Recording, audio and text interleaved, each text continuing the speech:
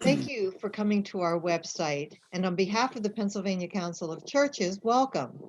I'm the Reverend Sandy Strauss, Director of Advocacy and Ecumenical Outreach for the Pennsylvania Council of Churches, and I'm honored and excited to introduce you to our new Executive Director, the Reverend Dr. Larry Pickens. Larry is a Chicago native and was ordained in the United Methodist Church. He's well known in national and international ecumenical and interfaith circles. He has a deep passion for social justice. We're excited to welcome him to the council. So Larry, let's get down to it. What was your first impression upon starting work with the council?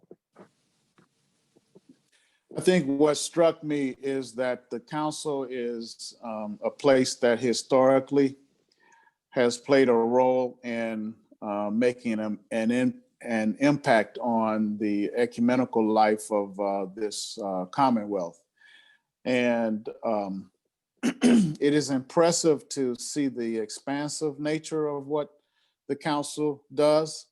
And I think that when I first came when I started to work, I just became overwhelmed at the possibilities. And so I can see a great deal of promise in what the council does presently and in what it can do. So I guess I would say that I came with a great deal of excitement as I think about what our work will be going forward. What are your hopes and dreams for the Pennsylvania Council of Churches? I think that one area that we have to look at coming out of a post or coming out of a COVID-19 context is that we need to assure that we're connecting with our congregations, with our faith communities around issues that are impacting people at various levels. There's an economist projection recently that I read that coming out of COVID-19, there will be 150 million people who will be faced with poverty in our country. That's a major portion of our population. So I think that these kinds of issues will be front and center as we work with our congregations. Many of them have struggled during this time. So it's important for us to provide a witness around the issues that are impacting not only congregations, but the people who are a part of those congregations and faith communities. So I see that as being an element of how we work together. I think that it also engages us to find ways to be more inclusive about engaging the work that we do. And also the intentionality around interfaith relationships is important. We've witnessed in the past week an anarchic event that took place, a riot actually that occurred at the Capitol that demonstrates the kind of divisions that exist in this country. And I think that organizations like the Council of Churches have to play a significant role in not only bringing people together, but also promoting justice. And I was on in a discussion this weekend, and one of the things I talked about is that as people of faith, our role is to become purveyors of truth. And wherever there are lies, wherever there are misrepresentations, particularly with political leadership, we have to be part of the vanguard that brings truth. So I see the Pennsylvania Council of Churches as being part of that. So I'm excited about that. Terrific. Now, is this the kind of work you aspired to growing up? That's an interesting question. I grew up in a community that is known as Englewood in Chicago. And if you know anything about Englewood, it was a prosperous area as late as the early 40s. And then it began to decline in the 50s as racial change happened in that community. And uh, the withdrawal of the white community and the economic base of that community just simply left. So, my aspiration growing up was basically to survive, and I never thought about um, what prospects I had until I began to consider college. And I guess part of my experience was that when that became a reality and it seemed as if it was something that I could achieve, then I could begin to look at some possibilities. And, I was thinking about this the other day when Reverend Warnock was elected to the Senate. One of the things he talked about was the importance of young people seeing what happened in Georgia and understanding that this was something that they could experience, or a Kamala Harris saying that, all the little girls who see what happened to her, that they know it's important that it happens to them. So I had those kinds of models too. And so that's what led me to think about making a contribution, because I've been very blessed. And I think out of my own sense of blessing and my own experience of entitlement, that I need to give something back. And that's why I've been engaged in the work that I do. I never thought I would go into ordained ministry. I thought I would be a lawyer. So the compromise is that I became both. And I think that they speak to my understanding of the relationship between mercy and justice. And the I think the combination allows me to really embrace with some wholeness a sense of what my mandate is. I became involved in the ecumenical movement when I was in seminary. And that was a ripe time as a number of us gathered in Chicago, seminary students ecumenically. We began to get involved in the World Council of Churches. And that made a real impact on all of us. And, from there, it just kind of took off. And that's been kind of the foundation of my ecumenical engagement and involvement. Well, you've spoken about your education. Could you expand a little bit and tell us a bit more about your educational journey and how it evolved? Well, my college experience was at North Park University, which is related to the Evangelical Covenant Church of America, which has an interesting history of splitting from the Lutheran Church of Sweden. And the Covenant is really a place where I got a lot of my foundational theological experience.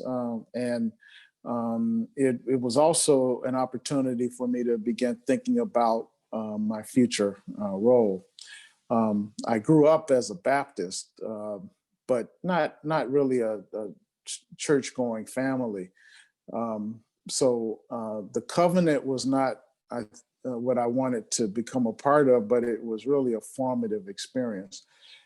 It led me to go to seminary at Garrett Evangelical, and primarily my interest in Garrett Evangelical Theological Seminary was that they had the Church in the Black experience within the framework of the program life, and that appealed to me, and that led me there. During my time at Garrett Evangelical, I worked on a Master of Theology degree and a Master of Divinity degree, and decided to go into the ministry and became ordained as a United Methodist pastor. I pastored all kinds of churches in the United Methodist Church. And as part of my experience, I also decided to attend the Ecumenical Institute, the Bosse School at the World Council of Churches. And they have a semester for students each year, enabling them to take a course on a particular subject and to live amongst people from different faith expressions, particularly different denominations, people from different countries. And it's really kind of an experiment in ecumenism. So many of the challenges that you face in relating to people on different levels, you lived in that setting, and you had to solve those problems, because you had to face people all the time. So that was a great experience for me. It was a good opening for me to engage in the life of the World Council of Churches, which is something that I still do, and is part of my education. And even the other thing I would mention is during my tenure as a pastor, I decided to go to law school, and I went to law school at night. I pastored full time, and that was a good experience for me because it made my pastorate really, I think, significant in terms of what we were trying to do in community development at the church I was serving. So those are some of my educational experiences. Presently, I do a lot of work in systems thinking. I like to use the work of Murray Bowen and Rabbi Edwin Friedman and understanding the role that leaders can play and how to become an effective leader. So that's also something that I do ongoing in the work that I engage. So you've told us now about some of your working life, but how about your later experiences, and how do you see the journey through those experiences? How did that bring you to where you are today? Well, I told you about growing up in Englewood, and Englewood was directly east of Marquette Park. Marquette Park was known as the place where Dr. King marched in the 60s to raise the issue of open housing. In fact, he said Marquette Park was the racism that he experienced there was more virulent than anything he had ever seen in Mississippi or Alabama. And so my encounter with that was real, just in terms of growing up in that community. I remember when my family first moved in that community, there was the dividing line that was Ashland Avenue. And the black kids would stand on the east side of Ashland Avenue, and the white kids would stand on the west side, and we would throw rocks and racial epithets at each other. So that was kind of my reality of the racial divisiveness that was in existence in the 60s in that community.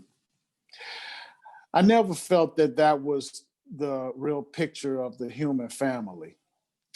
And that, I think, motivated me to think in terms of the world not being so violating in relation to how people relate to each other. And so that really kind of put me on a trajectory of thinking, how can I really make sense of my life? What does my life mean? And I think that, you know, going to a college experience that, you know, was predominantly white and coming out of a predominantly African American one forced me to think in terms of, you know, how do you first maintain your integrity in this kind of a setting, and then how do you begin to build relationships that can make a difference, and some of those lifelong relationships have made a difference just in terms of the kind of impact that I've been able to have. So I think back on that experience. You know, my father grew up in Jim Crow, Alabama. My grandfather was lynched. So that's my history.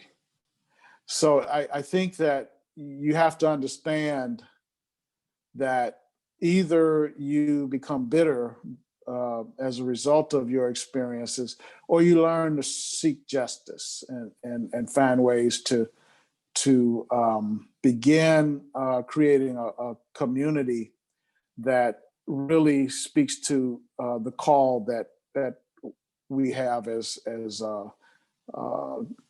those who advocate for the gospel.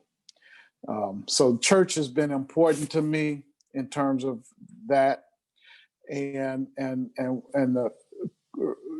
the journey for justice is important to me. So those are some dynamics that I think that have been at work for me. I've been exposed to a great deal around racial justice and around social justice issues, and that's basically who I am as I relate to my faith. And you know, I'm unapologetically Christian and unashamedly African American, and that's important, because I think that the more we can share who we are, the better our world becomes. And so that's what really, I guess that's my lodestar. That's what guides me in terms of how I do my ministry. Thank you. And just what motivates you to get up in the morning? Beside my bills, I think that, you know, I read a lot of Brene Brown, and she talks a lot about shame, and you know, all of us deal with shame, and I think it's shame that makes you not want to get up every morning. And I think that when I look at my own experience, the fact that I've been able to overcome shame, this idea that, you know, because of the color of your skin, you're looked down upon, or the notion that society doesn't see me the same way that it may see a person with white color, is, I think, symbolic of being aware that who I am is really the sum total of a history that speaks to people who just didn't give up. You know, and I told you about my grandfather, and I've been doing some genealogy in relation to my family, and when I looked and found the census from 1920 with respect to my family, I realized none of them could read or write, including my father. And then I did more research, and the law was they couldn't go to school. They could not go to school. It was legally sanctioned.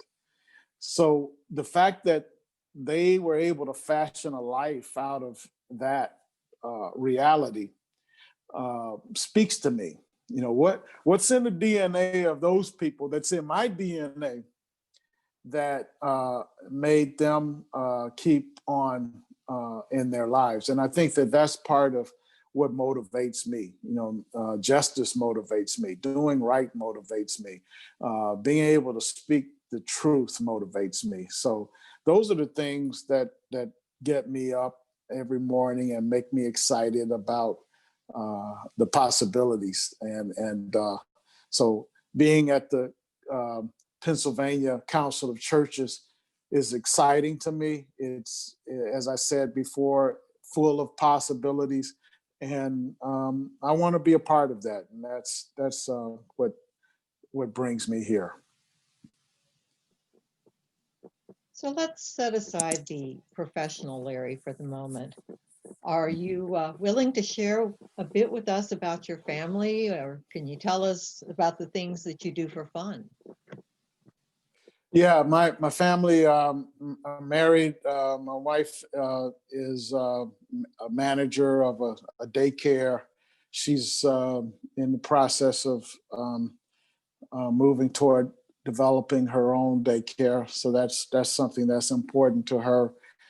We have a daughter who is a therapist presently at the University of Maryland. She does counseling at the university. She is married. She and her husband live in Maryland, and they will be leaving us soon. They're moving to England, to Cambridge.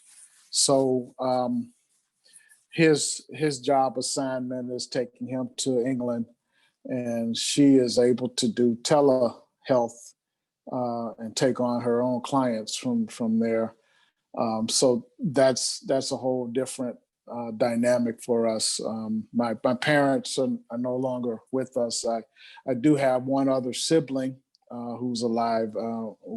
There were three of us, and my oldest brother passed away a few years ago. So those are the folk who have been important in terms of formative parts of my life and family. I like to cycle. I am a cyclist. I'm I'm a part of one cycle group in the Lehigh Valley. We cycle. We do road cycling. I plan to join the cycling group in Harrisburg or wherever. And one of the plans I have, since I'm in this area, is to do a round trip to Gettysburg and back. So that's, those are the kinds of things I like to do. And I have a good network of friends who are cyclists. In fact, I have a group internationally that I participate with on Facebook. We communicate in that way. Before the pandemic, I enjoyed Broadway, and I like to do that. So I'm looking forward to the time when the shows open again, and it'll be safe to do that. I like baseball, so I'm glad there's a minor league team here in Harrisburg that I can watch. I used to do that in Allentown with the Phillies AAA team. I'm a White Sox fan, just so you'll know, and so those are the kind of things that I do for fun and enjoy. So Larry, are there any parting words that you'd like to share with those listening today? Well, I want to say to our friends and people who may not know us that we need you to be a part of the Council of Churches. We need your financial support. We need your gifts. We need you to come to share your abilities. We need your intellect, your insight, wisdom. All of those things are important for us to do our work. I was thinking about this the other day. I read a story about George Washington. After the war had been over and the Constitution was in place, he turned his attention to writing his inaugural address. And he asked James Madison to take a look at it. And James Madison gave him all kinds of advice about the inaugural address. And then Washington thought about it and he asked James Madison to ghostwrite his address. So the first inaugural address was actually written by James Madison. And I think that story is so important because it speaks to the fact that good leaders understand their limitations and they try to find people who can address those limitations and provide what they cannot provide. And I think that's an important understanding about what a good leader does. And I think that's the kind of leader that I want to be, because I understand that I can't do everything because I have limitations. But there are some folks who can do things that I cannot do. And I want them to be a part of this team as we go forward. So I guess that would be my parting word, that we don't part, but that you come and join us and be a part of this this enterprise that we're developing here at the Council of Churches. Thanks so much, Larry, for sharing so much with us today. And thank you who are viewing for tuning in. And we hope and pray that you will join us in shaping and supporting this exciting new chapter in the history of the Pennsylvania Council of Churches.